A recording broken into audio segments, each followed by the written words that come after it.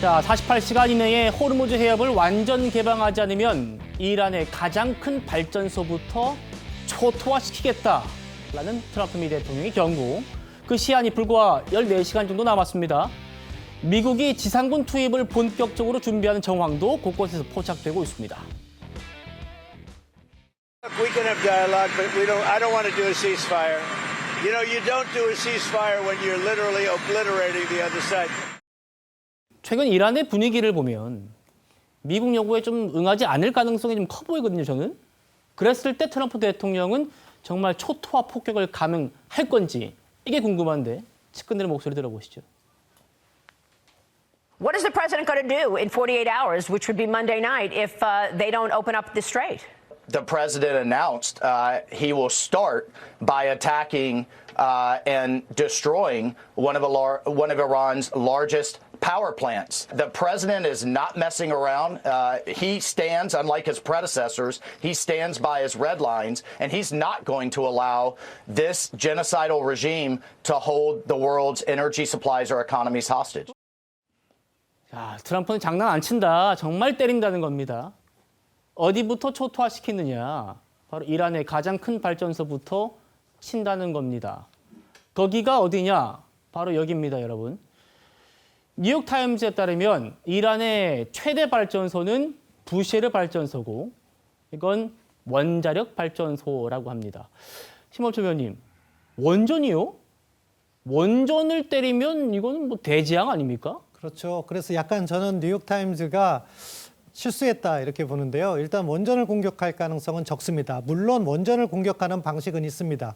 원자로를 직접 공격하지 않고 그 주변 부대 시설과 송전 시설을 공격하는 것은 가능해요. 그렇지만 원자로를 집중적으로 공격했다가 방사능이 유출된다면은 이것은 상당한 민간인 피해뿐만 아니라 방금 전 화면에서 보셨던 것처럼 이 지역의 해안과 밀접해 있어요. 그럼 페르시아 걸프 지역에 오염수가 또 유출될 수도 있기 때문에 부쉐르 원전을 공격할 가능성은 저는 낮다고 보고 1차적으로 다마반드라고 테헤란 인근에 있는 LNG 발전소가 있어요. 이 규모가 사실은 부쉐르 발전소보다 더 큽니다. 그렇기 때문에 그런 시설을 먼저 공격하지 않을까 싶고 트럼프 대통령이 이렇게 발전 시설을 하겠다고 경고한 것은 결국 이란을 압박하기 위한 어떤 수단인데 다른 한편으로는 이렇게 해서 이란의 기반 시설까지 다 파괴한 다음에 출구 전략으로 고민할 수도 있다. 그런 점을 이란도 이해하고 있을 거기 때문에 극적인 타결을 기대해 봅니다. 예,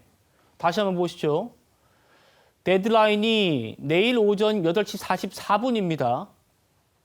지금 저희 방송으로부터 15시간 남았고요. 이때까지 이란이 전향적인 입장 변화가 없으면 우리는 오늘 증시가 이렇게 급락했는데 이보다 더 큰 변화를 맞을 수 있다라는 얘기입니다. 자, 트럼프의 최후 통첩에도 이란은 적어도 공개적으로는 눈에는 눈으로 보복하겠다는 입장을 천명하고 있습니다. 들어보시죠. لیکن در صورت عملی شدن تهدیدات آمریکا در خصوص نیروگاه‌های ایران بلافاصله اقدامات تنبیهی انجام خواهد شد. یک، تنگه هرمز به طور کامل بسته می شود و تا نیروگاه‌های تخریب شده ما بازسازی نشوند این تنگه باز نخواهد شد. دو، همه نیروگاه‌های برق، زیرساخت‌های انرژی و فناوری اطلاعات رژیم صهیونیستی به طور گسترده هدف قرار خواهند گرفت. سه، همه شرکت‌های مشابه در منطقه که سهامدار آمریکایی دارند به طور کامل تخریب خواهند شد. چهار، نیروگاه‌های برق کشورهای منطقه که میزبان پایگاه آمریکا هستند هدف مشروع خواهند بود. And those desal plants are soft targets. You could literally render the Gulf almost uninhabitable. 저 마지막 저 얘기가 좀 의미심장합니다. 호르무즈 해협 완전히 폐쇄할 거고 이스라엘의 에너지 시설 보복할 거고 여기까지는 오케이인데 알겠는데 중동의 담수화 시설까지 공격한다고요? 위원님, 중동에서는 석유보다 물이 더 귀한 거 아니에요? 그렇죠. 잘 아시는 것처럼 그쪽은 사막지대이기 때문에 중동 국가들은 석유를 판 돈으로 해수 담수화 시설을 건설해서 주민들의 생존을 보장하는 거죠. 그런데 그 담수화 시설을 공격한다는 것은 정말로 주민들의 생존에 직접적인 영향을 미치겠다. 사실은 뭐 전쟁법상 불법 행위인데 이라는 지금 물불을 가리지 않는 그런 상황에 있는 것이고 예. 그래서 모든 공격을 다 하겠다 이렇게 엄포를 놓고 있습니다.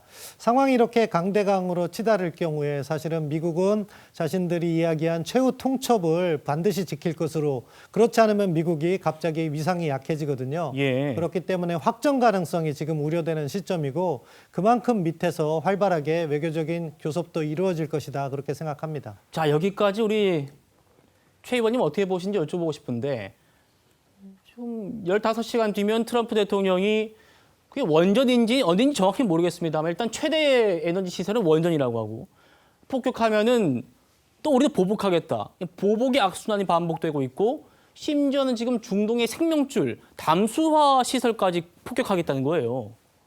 그러니까 적어도 겉으로 드러난 내용만 보면 이건 뭐 확전이 불가피해 보인다 이렇게 얘기를 할 수가 있겠죠. 그러나 이제 48시간이라는 거의 최후 통첩성 발언을 트럼프 대통령이 한 데에는 나름대로의 여러 가지의 어떤 물밑 움직임 같은 걸 감안한 종합적인 판단이었다고 저는 생각을 해요. 예. 그렇기 때문에 트럼프 대통령의 최후 통첩은 결국 자 48시간 내에 무슨 극적인 변화가 있을 가능성까지도 함께 담은 그 최대 압박 전술이라고 보거든요. 그렇기 때문에 물론 1차적으로는 실제 그게 실행될 가능성이 높다고 보지만 네. 여하튼 지금 뭐 이제 외신 보도에 따르면 여러 나라들이 중재에 나서고 있다는 얘기도 많이 나오고 있거든요. 그렇죠. 근데 이런 것들은 대개 외부로 잘 노출이 안 돼요. 왜냐면 그 안에서 조건들이 서로 오가고 있거든요. 그 조건을 협상하다가 뭐 깨질 수도 있는 거고 전격적인 합의에 이를 수도 있는 거기 때문에 지금 거의 그 압박 수위를 계속 높이는 것을 보면 그리고 뭐 이란도 이제 반격하겠다고 계속 공언을 하고 있고 예. 그러면 지금 한참 이제 외신이나 뭐 이런 데에서 보지 못하는 협상이 진행 중인 것 아닐까 하는 짐작을 해봐요.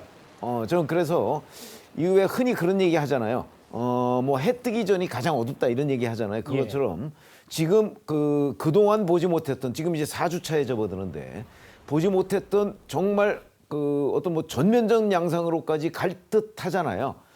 이 얘기는 아마 물밑에서 상당한 정도의 그 협상이 지금 뭐 협상을 벌이고 있는 것 아니냐. 예. 그래서 이제 더 압박이 더 강해지는 것. 아. 뭐 저는 오히려 그쪽의 가능성이 더 높은 것 아닌가 이렇게 보고 있습니다.